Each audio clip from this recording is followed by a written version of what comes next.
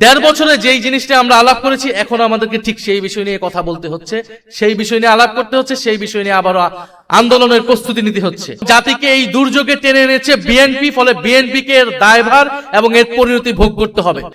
দেশের জাতীয় স্বার্থ আমরা কিভাবে ঐক্যবদ্ধভাবে সুরক্ষা করব, দেশের তেল সংকট, দেশের হাম দুর্যোগ আমরা কিভাবে সরকার বিরোধী দল একসাথে আমরা সহযোগিতাপূর্ণভাবে মোকাবেলা করব।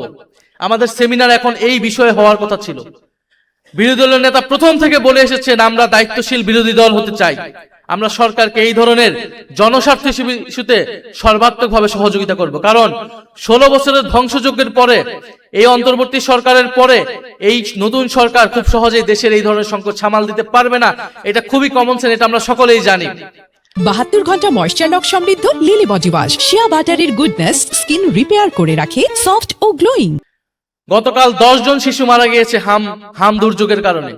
সারা দেশে হাহাকার, আইসিইউ পাচ্ছে না সাধারণ মানুষ, এবং তেল সংকটের কথা আপনারা সকলেই জানেন।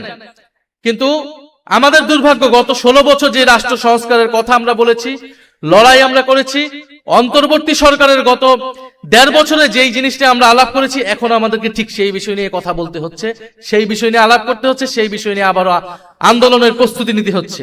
এবং জাতিকে এই দুর্যোগে টেনে এনেছে বিএনপি, ফলে বিএনপিকে এর দায়ভার এবং এর পরিণতি ভোগ করতে হবে, এবং এর পরিণতি খুব সহজ হবে না।